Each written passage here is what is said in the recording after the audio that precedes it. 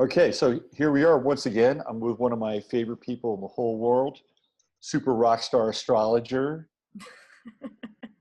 Heather. What's going on, Heather? Not much, just sitting here talking to you, and I'm really happy to be here again. I always like having these conversations. People seem to dig us. It's like we always get really, really good comments for the most part on, Yeah, I on our think it works videos. well. Yeah, people say that I'm less of an asshole when I talk about it. Yeah, Yeah, so you have a good effect on me. It's well, cool. that's good. Yeah.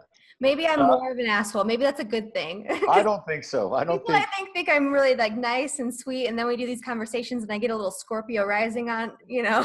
well that's why we get along and that's why we connect. So Yeah, Virgo, Scorpio rising, and it's Virgo season, so this is our season. this is our time. So let's shine, shall we? Yeah, let's get into it. We're And going we to be have talking about, a new moon in Virgo. I know, new moon in Virgo. Is everybody excited with the new moon in Virgo? They're like, oh, no, not a new moon in Virgo. Right? But a new moon is a time to celebrate, regardless of what sign it's in. And I actually think that the new moon in Virgo has some really great energy because the sun is supplementing the moon. And if the moon is what? The moon is the moon in its detriment in Virgo It or its doesn't fall? like being in Virgo. Doesn't like being in Virgo. So it's going to get a little added benefit from the sun at 17 degrees. We're going to talk about that. We're going to talk about a few other aspects that are coming up as well. So let's get into this new moon in Virgo. And what are your feelings about it? What are your initial kind of thoughts? I actually really like this new moon in Virgo. This is the first new moon that is ushering us out of eclipse season. It's the first new moon that's not an eclipse that we've had in like 2 months. And we're officially out of eclipse season with this new moon. So I like that because it's going to calm things down a little bit. And also the new moon, and I'll share my screen so we can kind of show everyone what it looks like for those who are, versed in astrology. The new moon here is actually in an opposition to Neptune, which can bring a little bit of confusion, fog, disillusionment. It can make people a little out of touch with reality, a little bit more idealistic, but it also brings compassion, right? And romance and creativity and spirituality and all these wonderful Neptunian things. And especially in this really nice sextile that the sun and moon are going to be in with Jupiter and Scorpio, right?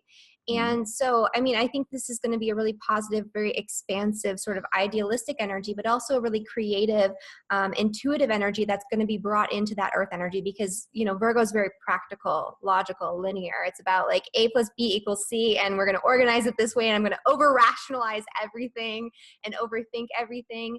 Whereas Jupiter and Scorpio is about going a little bit deeper. It's about, the psychic energy. It's about things that are a little bit beyond this realm. And so is Neptune, right? Especially in Pisces. And so we're incorporating this element of intuition and interconnectedness to this very sort of piecemeal, energy of Virgo, where it's like focusing on all the details and all the parts. This is actually going to help it not be so specific, I guess. I don't know how to really word that without making it sound like Virgos are, you know.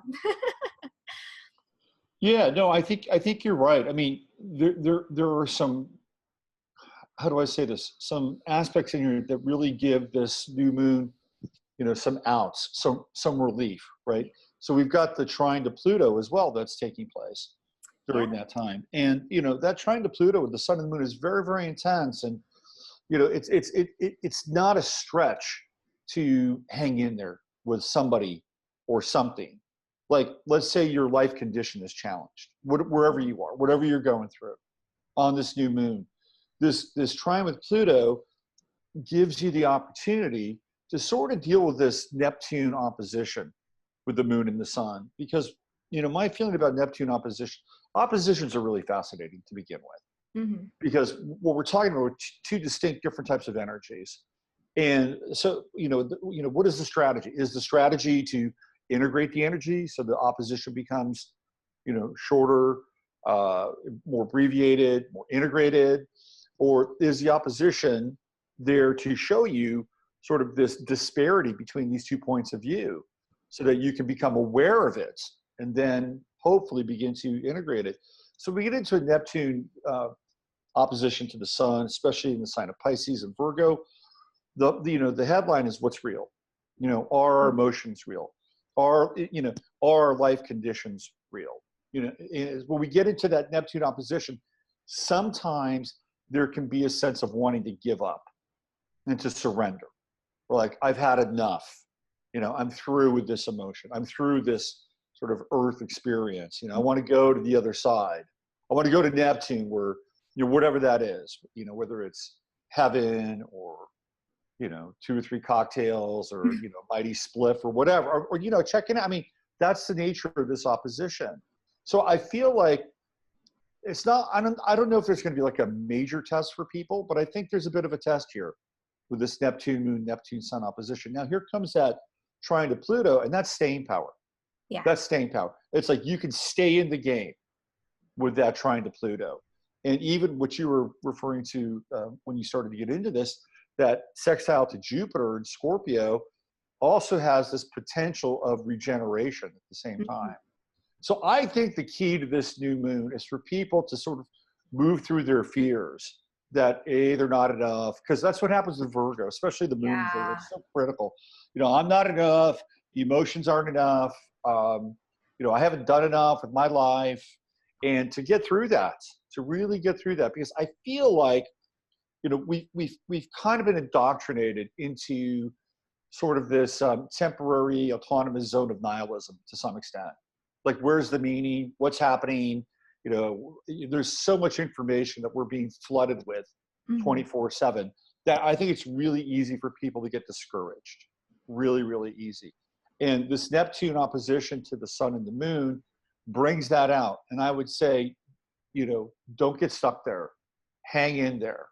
Hang in there, because there's the potential for you to be able to transform your experience. And I think, and maybe you can chime in on this, is that one of the things that new moons offer us is the opportunity to do something different and to do something new.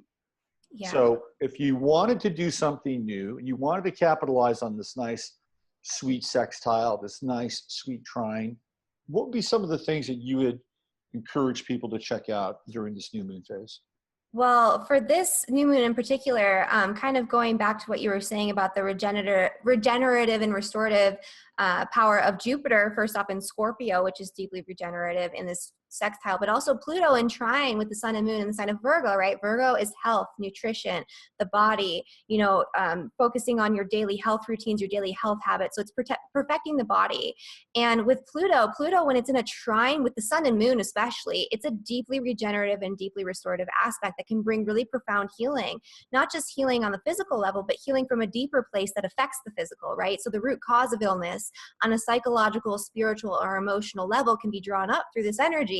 And you can have some sort of revelation that causes you to have some sort of new beginning in terms of what you want to create for yourself, for your health, right? This is a great time to think about not just your physical health routines and your nutrition and all of those types of things that are very Virgoan, but what's going on behind the scenes? What is the self-talk that's preventing you from actually healing, right? That's Virgo, self-criticism, like you mentioned. So when you have, especially the moon in Virgo, that's a very self-critical, it's internalized criticism, right? Because the moon is so internalized, it's our subjective experience of reality. So going a little bit deeper, right? Am I telling myself over and over and over again that I'm tired, that I'm sick, that I'm not well, that I can't do it, right? Or that I'm just not good enough, or my body's not good enough. So like, what is preventing you on that psychological, emotional level from, healing? If you are somebody who's looking to like heal, which a lot of people these days are sick with chronic illness, and all sorts of different things. And so I think this could apply to a lot of people. And even if people are not sick, overtly with some sort of diagnosable illness, a lot of people are fatigued, overstressed, overworked. And so this is a really great time to think about self-care, because Virgo, even though it's very demonstrative in terms of like, it shows up in service, right? Virgo is about showing up in service and how we can show up in service of other people, which is totally a part of this with Neptune in opposition. Are you showing up in service, or are you martyring yourself? Are you taking care of yourself first, which is a Virgo thing? Or are you going to that opposition, which is Neptune, which is, self-sacrifice? And so looking at, in a holistic way, all of the things that are sort of contributing to the situation that you're in, I think that that's part of this new moon energy. Yeah, I would agree. You touched on some really good points, and it's so easy to go to Pisces or to go to Neptune. I'll stay on the couch and, I'll bond with Netflix for the next 8 hours. I'll binge watch and whatever happens during that binge watching time versus actually getting up and doing something and, getting on your bicycle or going to the gym or going to the garden or going for a walk. And the thing about the new moon, here, let me just back it up a little bit. One of the things that most people know is it takes about 30 days to create new habits and to create, new patterns, new structure in your life. So if you were to start with something new on this new moon, whether it's an exercise program or a dietary program or a combination of looking at your thoughts and your feelings in conjunction with doing something sort of tangible, physical along those lines, it'll take you 30 days to break through something that from a Neptunian perspective will have been holding you back. And by that time, even though it's not exactly 30 days, because we're starting here on the 9th of September, on the 23rd, we have the moon in Aries, right? That's the moon in Aries. Oh, correct? the full moon, that's the 24th. Yeah, the full moon in 24th. Aries. Okay, which so is 24th. conjunct Chiron, which has another healing sort of aspect to that. Right, so let's play this out a little bit. Let's say you were to start something here in this new moon that would be proactive in terms of your body health, your body-mind health. By the time the full moon in Aries rolls around, think of the energy that'll be associated with that full moon. Mm-hmm. Think of how you'll be able to look at the next 3 months, because here in the Northern Hemisphere, we're starting to deal with the decline of the light and the days getting darker. And so having some energy during what appears to be, by the way, through the Farmer's Almanac, will be probably a very cold and wet winter. You kind of want to get some momentum going into the next 3 months. Yeah. So I think this new moon here in Virgo offers the opportunity to get involved in about a 3-week level or 3-week stage of, I want to use the word habituation, but being able to integrate these new habits, new patterns, so that they're a part of your life. And I think this is a great opportunity to start. Yeah, absolutely. And to harness that power of the equinox at the same time, like you mentioned, we're getting into the fall. And I love talking about the equinoxes and solstices and things like that. I'm very pagan in that way. I always do a little like ritual or something to like recognize, the decline of the sun and what's going on with the alignments with the equinox. And astrology, especially Western astrology, is based off of those equinoxes and solstices. Yep. And so harnessing the fall equinox, which is when the sun moves into Libra and will be opposing Chiron, and it's just 2 days prior to the full moon in Aries, I think that this is a really powerful time for, first off, letting go of bad habits too. That's part of it, right? Yep. That's Neptune and that's Pluto and, all of this energy. And Jupiter is looking to the future. It's like the broader perspective and the bigger picture. Whereas Virgo is so detail oriented and focused on, like the trees or whatever. You have Jupiter that's focused more on the forest, the bigger picture, like what's going on, what is this all creating and adding up to in your life. And so it can give you a sense of perspective. Like if I'm doing these little things every single day to create these better habits, this is what I can do for myself overall. This is what it's going to lead to.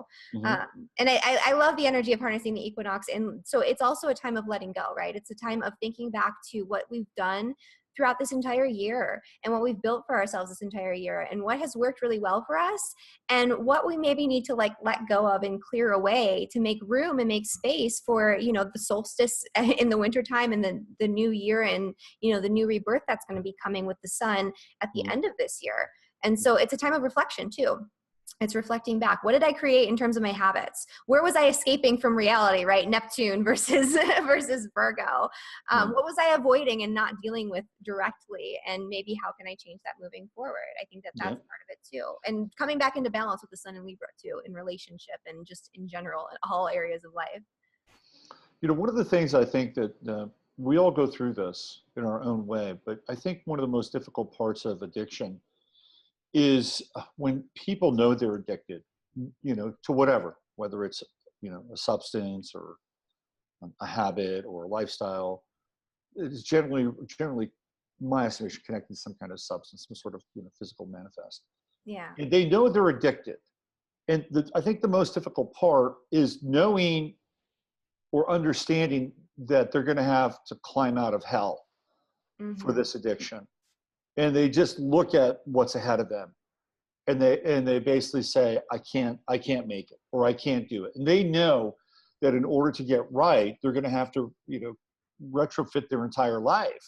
And all the steps that go along with that, which means, admitting to the fact that, that they've, given into some part of their own experience that's really weak and vulnerable, pathetic, however they want to frame that. And then the challenge that for that person to admit that and how it's affected other people in their lives, right? Now, they have to come to those kinds of realizations.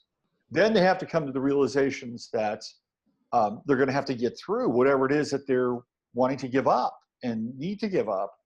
And that takes time and perseverance. Then they have to go through a sense that they could fail and they could let people down all over again. I mean, just that moment in time where people begin to, and I do believe that people who go through addiction, either once or twice or how many other times, they're aware of this process. And they're aware even before the fact of what it's going to take, even though they may not be able to break it down in its particular pieces. The one thing I really like about this new moon in terms of that process is that sextile to Jupiter, which means that you can go very deeply and you can transform things very quickly, maybe without having to completely go through every single step that I just sort of laid out there, right? But in order to do this now, there has to be kind of a spiritual pivot in the person's life. And this is where Neptune comes into play. This is where the better part of Neptune, the higher octave of Neptune comes into play. Because when we think of Neptune, at least what I think of Neptune, I think of like the gutter and the stars. That's the breadth of it.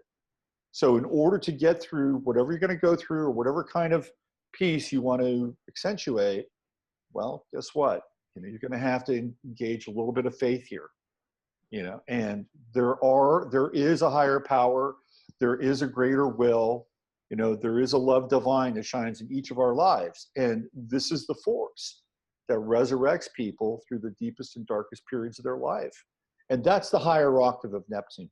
And what is Neptune doing? It's in trine with Jupiter, right? So we have this really nice kind of combination that you can go through this, but you don't have to go through it alone.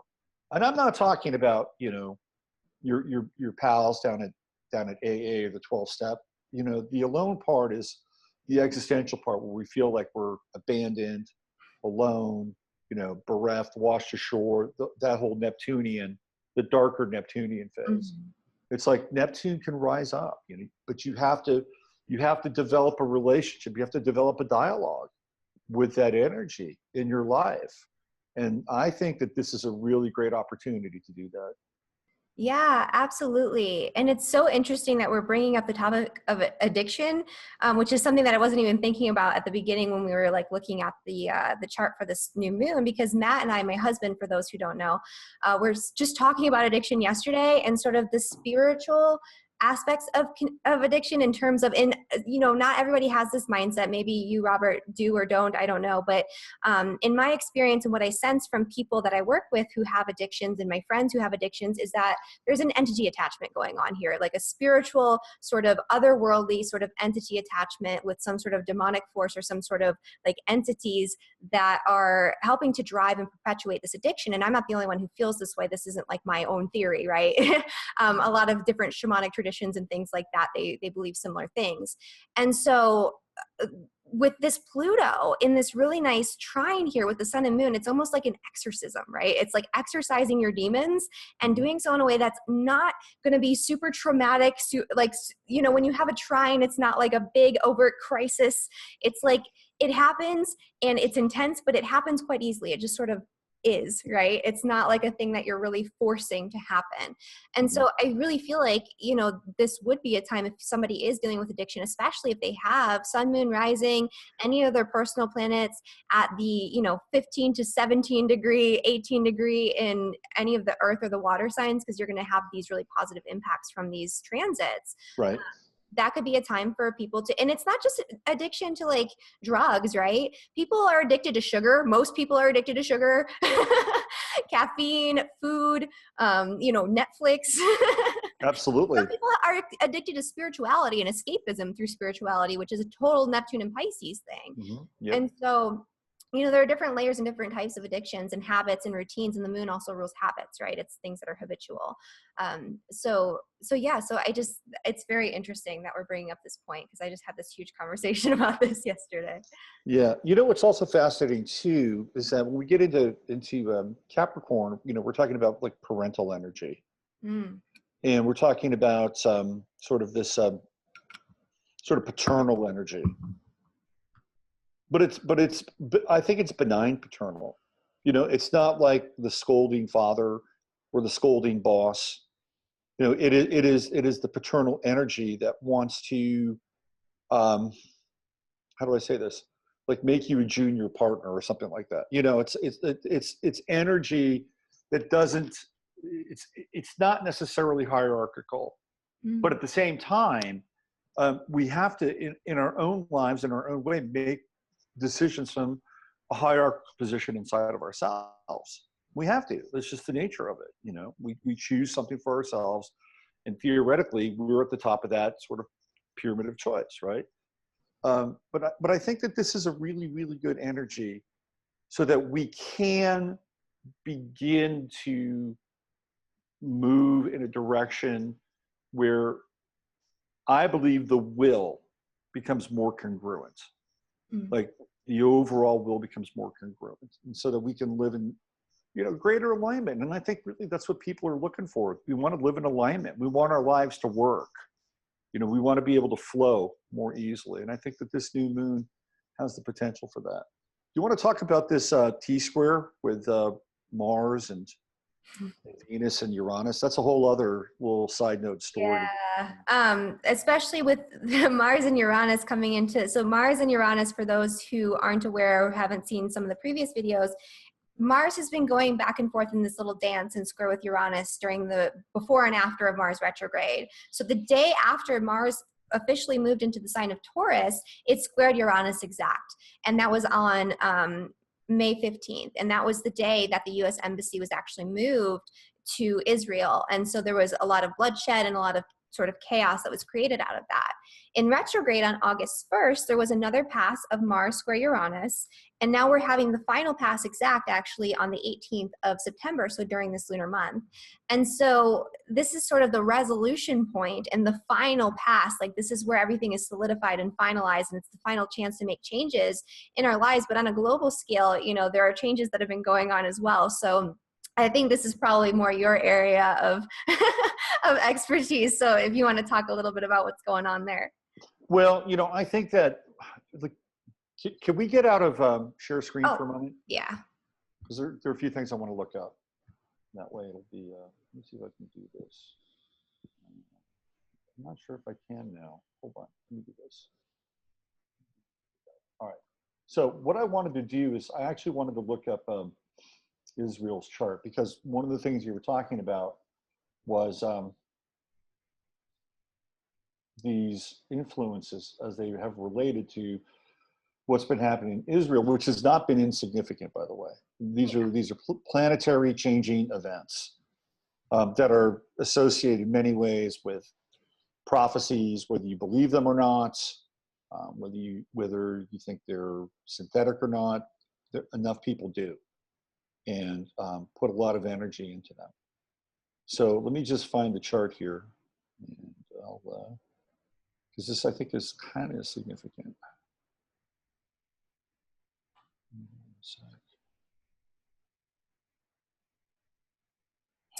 While you're looking for the chart too, and before we kind of get into that, you wanted to talk about with the new moon on September 9th, how certain things in really interesting events throughout history have been occurring on September 9th. And there's some very strange connections with some of the things that happened and were started in the United States, as well as in other countries. Like you said, the birth date of Washington, D.C. was actually on September 9th, as well as the birth date of California. Yeah, that's absolutely. So let's get into some of these September 9th dates, which I think are pretty interesting. And okay. We'll flip back to the Israel chart. Okay. So first of all, September 9th tends to be a really bloody period in history Can you believe it? I mean, if you go back in the annals of history, basically from, like around 50 AD, maybe even before that, up through like the 1800s. I mean, we're talking just your battle and skirmish and infighting and dynasties rising and falling year after year after year. I mean, history is littered with the blood stain of these events. So that aside, I mean, there's a lot of it, by the way, on September 9th. But one of the interesting pieces as kind of a manifestation of a battle or a conflict is that in 1791, Washington, D.C. became Washington, D.C. So this is going to be the solar return of Washington and the birth date of the corporation known as the District of Columbia. Another very interesting day, which we didn't talk about, but I thought this was fascinating because of the numerology involved. In 1543, Mary Stuart, who was known as Mary, Queen of Scots, she was crowned as the Queen of Scots at 9 months old. So on 9/9, at the age of 9 months, she was crowned as Queen of the Scots. Fascinating stuff, right? Yeah. Along the lines of inauguration, California was inaugurated into the United States as the 31st state in 1850 on 9/9. That was just 1 year after the gold rush, the great gold rush of 1849, by the way. And then happened during Uranus and Taurus too. That's right, absolutely. And then in 1948, Kim Il-sung declares the establishment of the Democratic People's Republic of Korea. So North Korea became North Korea in 1948 on 9/9. So we have these really interesting characters, these really interesting players in the sort of the geopolitical theater. We have Washington, D.C. becoming Washington, D.C., California becoming California, North Korea becoming North Korea. And then in 1956, probably one of the most important events in modern history took place. And that's when Elvis Presley appeared on the Ed Sullivan Show for the first time. And that is, in a lot of ways, the birth of rock and roll. It's on 9/9, 1956. They had to shoot Elvis from the waist up because his hips were too scandalous, right? There's too much going on below the navel. Yeah. So that's the birth of rock and roll, 1956, Elvis Presley. And you and I were kind of joking about this one event, which happened not too long after that. Actually, it was a little bit, a little bit before that, actually. So 1947. And this is the first case of the computer bug. Yeah. People are like, oh yeah, computer, there's a lot of bugs in computers, right? So this first case of the computer bug was actually a moth that got caught in one of the relays of a Harvard Mark II computer at Harvard University and shut the computer down. So you and I were joking about maybe this is where we got the name and the idea, like there's a bug in the computer, there's a bug in the program, because there was really an actual bug. the first bug. So these are some of the more interesting events. Now, in 1993, Israel and Palestine were having talks. Mm-hmm. And it's kind of an important day because that's when the PLO, led by Yasser Arafat, actually recognized Israel as a legitimate state. And if you go back and look at what was taking place basically between 1948 and 1993, it's changed a lot since then. Between that time, there was a lot of aggression that was taking place in that part of the world because obviously there were a number of people who believed that that land was taken illegitimately. And there were people that were displaced, and we saw the birth of Zionism as a result of that. So 1993, in a big move, the PLO recognizes Israel. So let me see if I can find that chart here. Just go this, here we go. So on May 14th, 1948 is when Israel became a nation state, even though it was formally recognized by Palestine. Oh, that's interesting. 1993. So let's go into their Okay. So one of the things that's, so Israel happens to be a Libra rising state, which I think is interesting, kind of funny actually. And it's a Taurus country, and the sun is in the 8th house, which is buried. You know, it's a house of secrets and the underworld, kind of a fascinating place for the sun. Yeah. But there's a lot of Leo energy in this chart. The moon is at 4 degrees. We have Mars at 28 degrees, and also Saturn, which is also in Leo, and that's at 16 degrees, and Pluto in Leo as well, and that's at 12. So we have the moon, Pluto, Saturn, and Mars. Well, transiting Mars, and this is where we're going with all this, transiting Mars in Aquarius, as it's going to move forward, is going to start to oppose all of these planets, and they're fixed planets in the Israeli chart.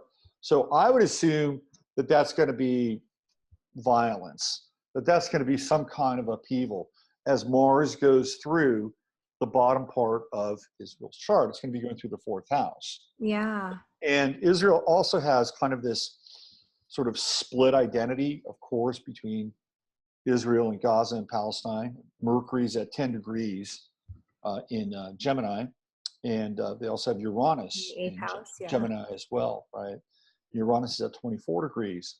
So I would assume that as we get to move forward, and pretty quickly, by the way, once Mars gets into about 0, 1, 2, 3, that opposition with the moon in the Israeli chart, also transiting South Node will be on the Israeli moon. This is going to be a very interesting time.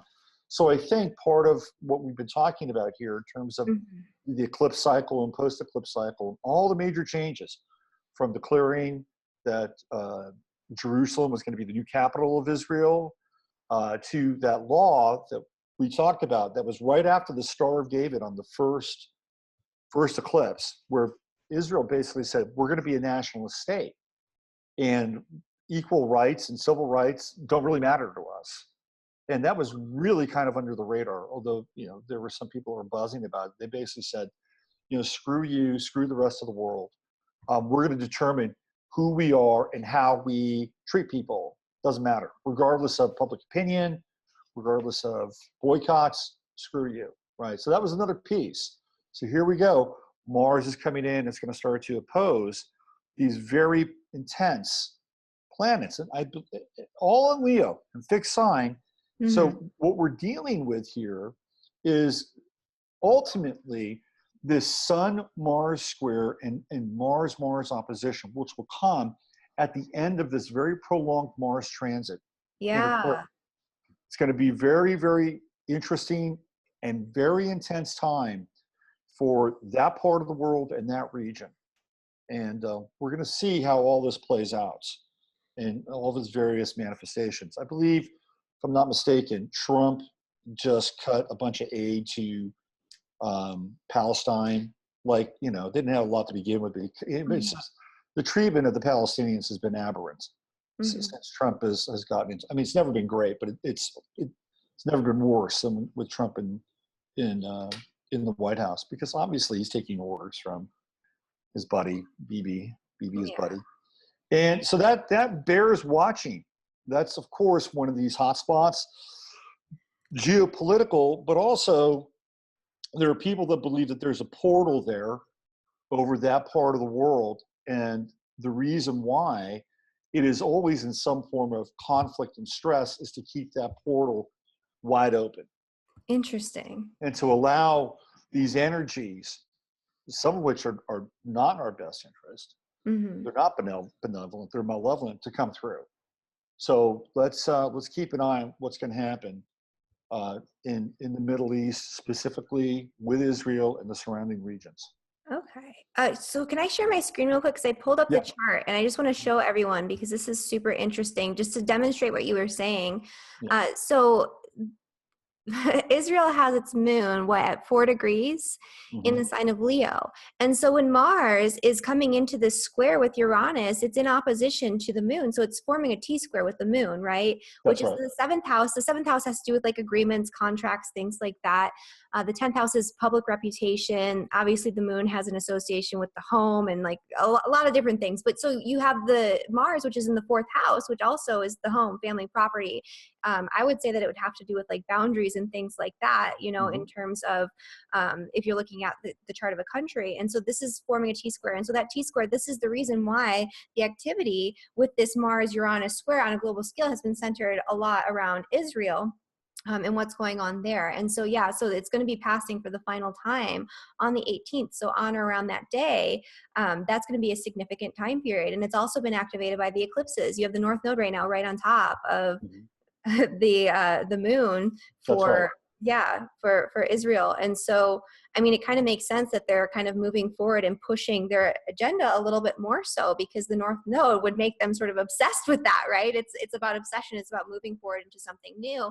And usually when you have the North Node activating one of your personal planets like that, you can tend to overdo it, but you usually succeed, right? Because it's like this really intense energy, it's like fated energy, like you're meant to go into this path for whatever reason, Hmm. for better or for worse, right? Because sometimes the North Node is kind of overdoing things a little bit, especially in the sign of Leo. I feel like in the sign of Leo, it's a little overly ambitious or a little bit, it's like an egotistical, like self-centered sort of energy, thinking about yourself versus other people.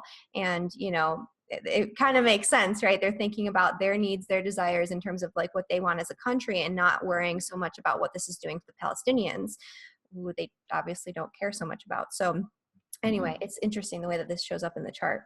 No, absolutely. And I think it's an area to really, keep an eye on. Hmm. And, this country has some really challenging astrological aspects ahead of it. Specifically when Saturn goes into Aquarius and goes through their 4th house and begins to oppose. Like I think public opinion at that time, so we're talking what, about 2.5 years from now, Hmm. almost 3 years. I think public opinion is really going to impact, because we're talking about the public opinion, we're talking about Aquarius and the world and collectivity, and we're getting into that language of the opposition now. At the same, not quite at the same time, but kind of as a precursor, Uranus is going to hit the Israeli true node in Taurus. And that's going to be, let's see, it's at, the true node is at what? It's at 10, 11, 12, so 12, 13 Taurus. Yeah. So we're talking halfway through the transit. So that's going to be about 3.5 to 4 years from now, Hmm. which will be kind of right at the end of the Saturn transit through Aquarius, which will be opposing their Mars. So we're looking at a Saturn-Mars opposition and and Uranus on their true node. I would be very surprised, to be honest with you, if Israel as we know it makes it through that time. That'll be a very that'll be a major test for Israel and for that part of the world and for the world in general. Because I think the energy is going to be extremely explosive. And because think of it now, Saturn will have gone through the opposition to the moon, to Pluto, to Saturn. That's a lot of stress. That's a lot of tension. And then it comes in with that opposition to Mars. And we have the Uranus conjunction with the true node. And not far after that, you're going to be Uranus Sun conjunction with Israel, right? So there's going to be change in this place. There's going to be major change. And what kind of change remains to be seen. But we might get a glimpse of it here with Uranus going through the 4th house in, over the course of, from now until what, November, roughly, into November. Yeah, fascinating stuff. Very interesting. Yep. Um, so let's kind of shift gears, because we have a couple other things coming up this this month that are going to be pretty significant as well. We have Pluto stationing direct, which happens every year, obviously, and then we have Venus just a couple days later, or about a week later, which is going to station to go retrograde. And this is something that happens only once, roughly every 2 years. That's And right. it's retrograding in the sign of Scorpio, but it's actually already today, on this day as we're recording this, we're putting it later, it's going into its pre-shadow at 23. That's right. That's right. Yeah. And so it's going to be retrograding beginning October 5th. It'll be all the way through to November 16th. And then we have the post shadow that goes all the way through until almost the holidays, so December 17th. And so Venus will be going back and forth in the sign of Scorpio. And it goes into this pre-shadow period in a really beautiful sextile with Mercury, actually, in Virgo. Or not in Virgo, what's before Virgo? My brain. Leo. Leo, yeah. So it's in a really nice sextile with Leo. Mercury's about to go into Virgo later this week. But yeah, so it's kind of like a nice, I feel like that's a good omen for the Venus retrograde. Venus retrogrades in general aren't necessarily overtly detrimental, but bring some stuff, some heavy stuff around relationship, especially, you know, in the sign of Scorpio. So I'm interested to hear your take on this. So Jasper's been channeling what he thinks. Yeah, I can see that. Talking about with Venus retrograde. So I actually got into this on my live stream last night a little bit. If you look at the pattern, we start off Venus in Libra, which is kind of this, you know, holistic model of relationship, right? Venus is in its own sign with Libra, and things are hunky-dory, peachy keen. Then it goes into Scorpio, and there is this retrograde pattern of going back into the roots of relating, the fear of maybe commitment, maybe the fear of loss, the fear of abandonment. And to me, it offers up a benign opportunity for us to deal with some of our fixed attitudes and beliefs around intimacy and what we're capable of and what we're worthy of in our lives. And it feels to me like on this level, it won't be too harsh, because ultimately we come back to Venus and Libra. We come back to this kind of holistic state and holistic nature of relating. And so we start off, we end up at the place we started off at, which was this place of wholeness. And we return to wholeness as well, but from a new perspective, from a new sort of going through this cycle where maybe we can remove a few things that keep that wholeness from becoming a more stable and permanent part of our lives. You know, I mean, I think that that's part of it. And I think it'll actually be really good for people. But I also got the sense too, I was looking at this, I feel like that on a collective level, we're going to go through some kind of crisis. And when I say crisis, I'm talking about something that's connected to either the environment or some kind of event. Like right now, there's a bunch of flooding happening and starting to take place in the Midwest because you're getting a ton of rain, right? It may not happen or manifest immediately, but I was looking at the energy and some of the, like I was looking at the Sabian symbol for that Venus retrograde, and the Sabian symbol has to do with like being able to, it's about rescuing a person from a burning building, right? That's where that Sabian symbol is for here. That's where it is. And so I was looking at that. I was looking at some of the Mars square energy, and it felt like we're going to witness some kind of collective crisis, but it's a crisis where there is something heroic that emerges. It's not just like another crisis where, you know, it's all screwed up and there's not a sense of like we have all these shootings, and some of which may be real, some of which may not be real, a combination of the two, whatever. I'm not going to get into that. But what we never really have with any of those things is some kind of closure. There's never any closure. You know, either the person who does the shooting is dead, or, you know, or their brains are scrambled and, you know, they're hauled off.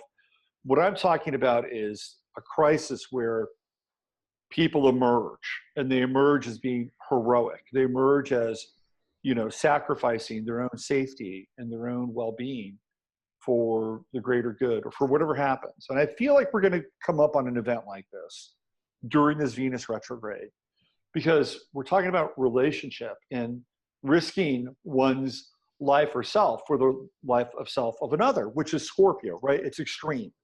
It's powerful. It's profound.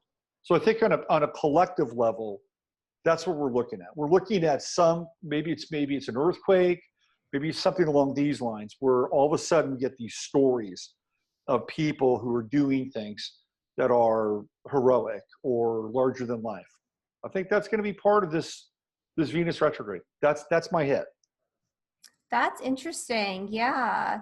And you were saying about like flooding and stuff like that. If, you know, if there is an event like that, it could involve water, obviously, because Scorpio is like intense, extreme water. So it could That's be right. like flooding and flash flooding and, you know, like downpours of, you know, storms and things like that. So yeah, that makes a lot of sense.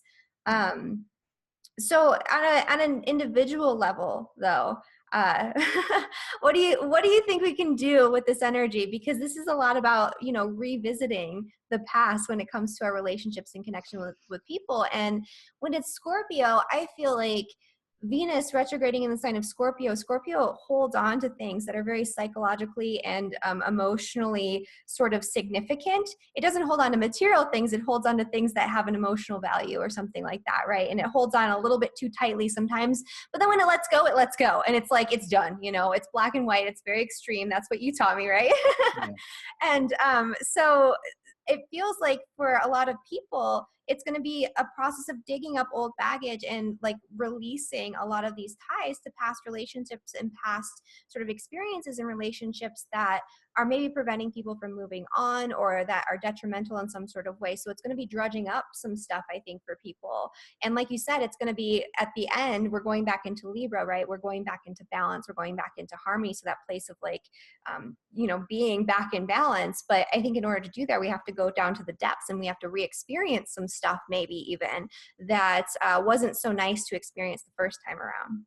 Mm-hmm. Yeah. You know, Venus and Scorpio is really into power plays.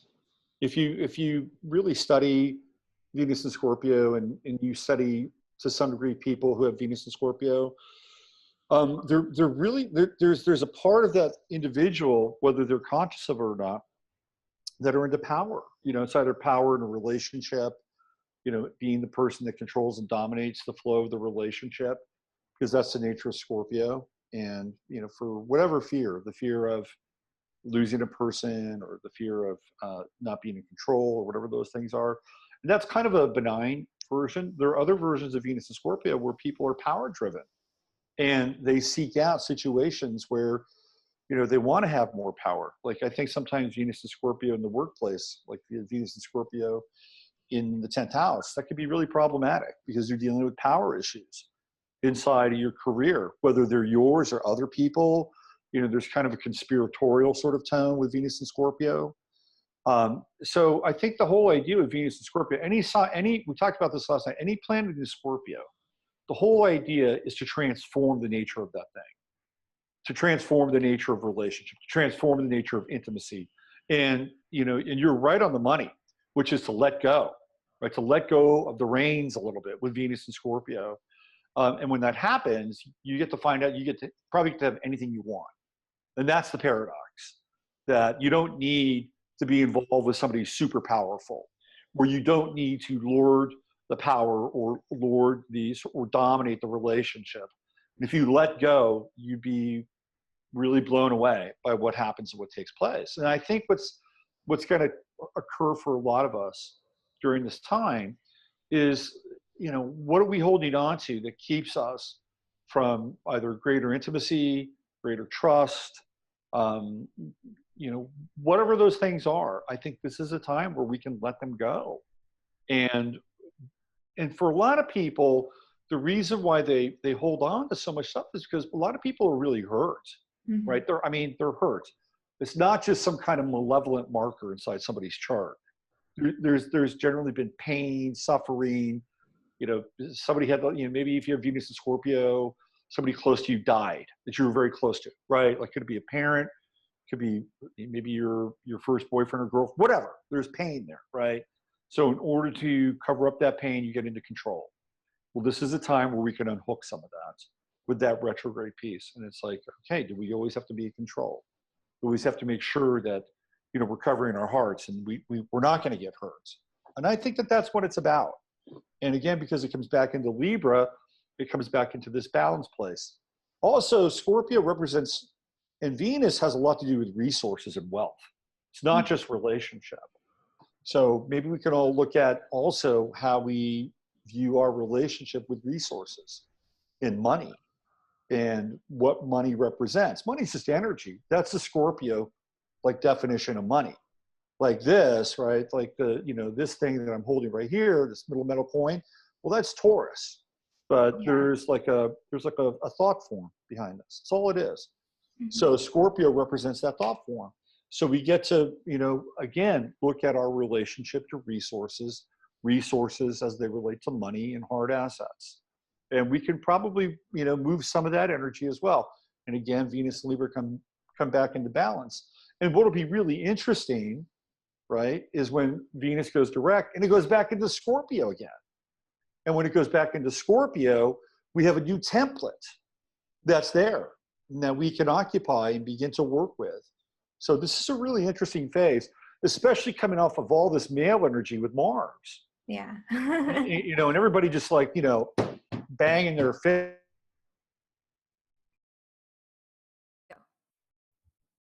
Right. So before everything went black, we were, you and I, before you pounded your computer. I was pounding my fist. So one of the things that this Mars transit, I think, really instilled in people, in not really in a healthy way, was like a list of demands. And, you know, this is what's really important to me, my group, my people, whatever. And I was thinking about this, like, you know, one of the things that you hear as kind of a refrain is, you know, I'm in charge of my game. I'm in charge of my game. You know, I control my game. I run my game. And that's a very kind of Mars-oriented statement. And I've been, you know, hearing more and more of that lately. When we get into like the Venus and Venus retrograde, it's not about control. It's not about control. And there is an aspect of our game that has nothing to do with us. And it has to do with something that's way beyond us, way beyond who we are, what we think we're capable of. And this Venus retrograde, I think, can bring us in touch, like, because we're dealing with a very different energy. It's feminine energy. It is not masculine energy. Mm-hmm. Mars was masculine energy, and this is Venus. It's feminine. Scorpio, it's retrograde, and it feels to me like there is a greater strength in being able to let go gracefully, than hang on and pound your fist and sort of demand that this is how things are, this is how things are going to be. This is not going to work during this retrograde. And people who understand that and get that will be rewarded by it. Will be rewarded. And you move on and you get to experience maybe some brief grief or whatever, but the profundity of resurrection or transformation will far outweigh any kind of futile attempt to control situations. Absolutely. No, I like that a lot. That makes a lot of sense, especially in the sense, like, we can't control what other people are doing, right? We can only control what we do. And so when you have when you have Venus in Scorpio, which is ruled by Pluto, there is this aspect of wanting to control the other person, which we talked about, you know, before everything went black and all of that. And so, yeah, it is about letting go of power, letting go of control, and realizing that what you want is not what everybody else wants, right? You can't force anybody to do anything. And so letting go of that aspect of control, I really like that as sort of part of this Venus retrograde process. I think that's really important because a lot of people are trying to force other people to have the same mindset, the same beliefs that they have, you know, to do things their way. And I've been seeing more and more of that, I think, during the Mars retrograde period, especially. And you're right, the list of demands, that's that's definitely been a theme. I didn't even like realize until you just said that. So yeah, absolutely, that's perfect. So do you have any like final thoughts about what's going on this month?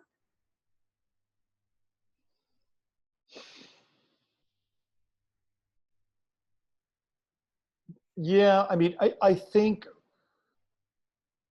we're in this phase, sort of socially and collectively, where, one more thing about this Venus retrograde that's going to be important on kind of a national or collective level, is this guy Kavanaugh is going to be sort of brought forward to be the next Supreme Court Justice, Brett Kavanaugh.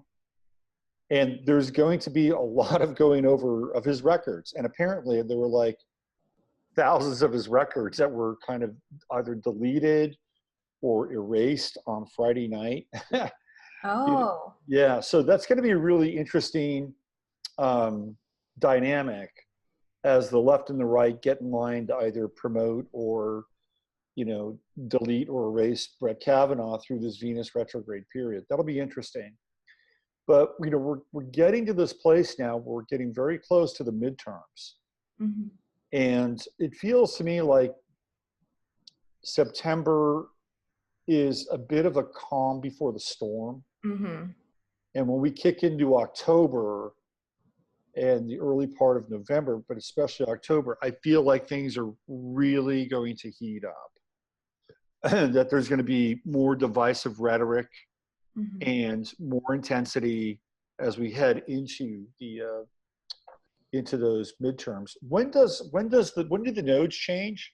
The nodes change in November, and so does Jupiter, which is moving into Sagittarius, which we need to talk about just very briefly too, Right. because we're doing a webinar together on Jupiter and Sagittarius on October 20th. So I'm going to put the link for that in the description below. Okay. But so that's going to be a big thing that's happening. We'll talk about that a lot more next time around because it'll be in the next lunar cycle. Right. But yeah, so Jupiter is going to be moving into Sagittarius, which the rising sign for the United States is Sagittarius. So there's going to be a lot to talk about. We're going to talk about like sort of the macro level and then go all the way down to the micro level and talk about all the different aspects to different, personal planets and what you can expect on a personal level and how you can utilize the benefic energy of Jupiter in the sign of Sagittarius, which is its home sign. And Robert, you have Jupiter and Sagittarius in your birth chart. So you're That's right, I do. And it's in my first house. Yeah. So if you sign up for the webinar with Heather and I, you're going to the right place. Yeah. You're getting straight Jupiter and Sag uncut. Yeah. What's really interesting, before we sign off, I wanted to just point out that by the time the midterms roll around, Yeah. the true node will be at 0 Leo. So it's going to be at its most potent expression. Mm-hmm. So we're dealing with like intense potential for, hubris and pride and arrogance and in that very full sort of, maybe not always, healthy Leo kind of way. Yeah. But at the same time, that South Node is going to be in Aquarius, and Black Moon Lilith is going to be conjunct the South Node. It's going to be about a 9-degree orb, roughly, but still there's going to be this conjunction. And it just feels to me like this time running up into the election, there's going to be revelations Mm-hmm. with that South Node in Aquarius. And yeah, buckle your seatbelts, because right after that election, right after the midterms, the nodes shift. Yep. And so we've got the North Node going into Cancer. Cancer. Yeah. That's actually going to be taking place it's like a day after, isn't it? It's around the day of the midterms. Yeah. Yeah. So the midterms are at 0 Leo. I think the day after Mm-hmm. is the 7th, and the node goes into 29 Cancer at that point in time. That's really interesting. That's a fascinating shift. And then the South Node goes into Capricorn, which means that we're going to have, what do you make of this? I wanted to ask you about this. What do you make of this collision? And maybe we can talk about this more sort of in depth next time we get together. We'll just touch on it now. What do you make of this massive collision that we're going to have in Capricorn? I know it's a lot to talk about. You got Pluto, Jupiter, Saturn, and the South Node in Capricorn. All coming together. So they're going to be coming together. So next year, actually, in 2019, we're having a series of eclipses, especially in July, where we're going to have eclipses conjunct in opposition to Saturn, right? And Saturn's going to be in a conjunction with Pluto. And so this is going to be, I really feel like, a vying for power and control, where the reins are going to get tighter and walls are going to be closing in on us. I think that this is an energy of overstepping, of sort of the government, right, where it's getting more and more and more intense. But I also think with Pluto there, I think we're going to reach a breaking point probably as we come into 2020, and everything is going to change, because that's when we have that exact conjunction happening in January 2020. And I think it's going to be like, it's going to reach this point where people cannot ignore it anymore. People cannot stand it anymore. And I think there is going to be some sort of revolt or some sort of major event that I think it will be actually like the fall of Rome or something, or the fall of an empire. That's what it feels like to me, because right now we're in a very Capricornian, and ever since Pluto moved into the sign of Capricorn, I mean, before that it was already starting and it was already a thing. But as soon as Pluto moved into Capricorn, it was like undeniable that we are in like we're not in a democracy. We're in like a corporatocracy or something. Absolutely. Like the corporations are running our government, and nobody can deny that at this point. And so I think that is another thing that is going to, again, reach a breaking point. The corporations and the government are like one entity now. They're closing in. And I think the South Node brings out the shadow of all these things, right? The South Node in Aquarius brought out the shadow and all of the sort of the things around, especially like liberals and the progressives and all of that, but these collective mindsets that are very dogmatic, right, became more dogmatic and more in your face, and more people were like rejecting them, because it's like, what is this, right? This isn't what I signed up for. This isn't what I thought it was. It's going to be the same thing, I think, with the South Node moving into Capricorn. People are going to realize, wow, this is not what I thought it was. This is not who I thought I was voting for. I thought I was voting for a person who is here to help me, not a corporation who's backing this person. Right. Yep. It feels like the potential for flat out rejection. Of authority with that South Node in Capricorn. It'd be a very interesting time. Anyway, it all starts really the day after the midterms. Which is interesting. It totally is. Yeah, absolutely. But I think it'll be to the benefit of the United States, because we have Jupiter moving into Sagittarius, right? So I think overall, the demise of what's going on, obviously, and like people waking up to it, even if it is complicated and difficult, I think the end result, will ultimately be positive, even if it takes a while to get there. Well, it feels to me like we're going to be probably in the midst of the next American Revolution. Yes. And because those nodes, the North Node is going to go over all the Cancerian planets in the United States chart. And the South Node will ultimately, and very quickly, by the way, because I believe that the US Pluto is what, at 25, 26 Capricorn? Is that right? It's somewhere around there. Yeah. So pretty clearly, right after the midterms, we're going to have the South Node on US natal Pluto. Wow. So, and the Pluto return of the United States in the next couple of years too. Yeah. So whatever happens right after the midterms, so we're talking like November, December, is a precursor of the Pluto return. So just to file that away. Yeah, we'll definitely pick up on that where we're leaving off here next time, because that's definitely for the next lunar cycle, and that's a huge topic, and there's going to be a lot of action going on the next lunar cycle.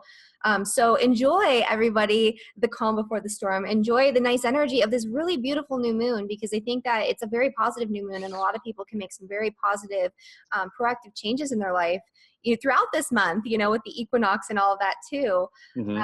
And, as we get into October and especially November, things are going to get a little bit dicier again. So we're in this sweet spot right now where we're manifesting from the eclipses, but we're not in the eclipses, and we're about to come into some more change, but we're we're readjusting, we're reorientating, we're getting grounded in Virgo. And So how do you think we did, like, on the balance of political astrology versus personal astrology in this broadcast? I think some people might have some stuff to say about the Israel chart. I don't know. Who knows? I'm not concerned. I honestly don't care what people think about what we're saying. It's I want them to enjoy the videos and not to get so wrapped up in the political opinions, just because we're keeping it pretty balanced. I mean, we're not really giving our judgments on it. We're just saying what's happening. Absolutely. And looking at it through the lens of the astrology. But people are very triggered. If you hear anything about politics, certain words immediately trigger reactions to people. Saying the word Trump is going to trigger a reaction. I was going to say, we didn't say Trump one time until you just said it just now. Oh, geez. Now you've done it. I know. But yeah, so, if you don't want to hear about politics, maybe don't watch these videos. But we don't really get into it that much, I think we had a pretty good balance today, to be honest with you. did too. And I think Yeah. we're going to have a very good balance when we do our webinar, which I want to plug again because I'm excited for it. And I think Absolutely. and if you want to learn from Robert, who is my teacher, so if you like the way that I do astrology and you're watching me on my channel, I learned a lot of what I do from Robert and from, working one-on-one with him, but also through his course, the 11th House Academy, which I always want to mention and I forget to mention because I send so many of my clients to you for that 11th House Academy because a lot of my clients are students of astrology themselves.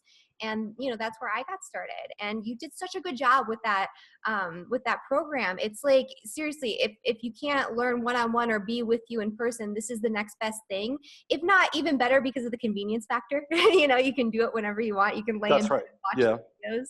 Yep. Yep. So you can find that at robertphoenix.com. And yeah, thank you so much for doing this with me. Yeah, absolutely. So yeah, chime in with us while we do our webinar on Jupiter and Sag. It'll be totally great. Yeah.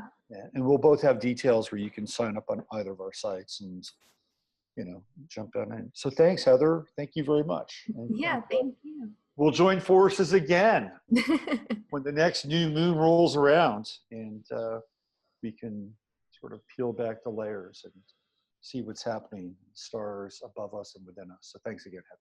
Yeah, thank you.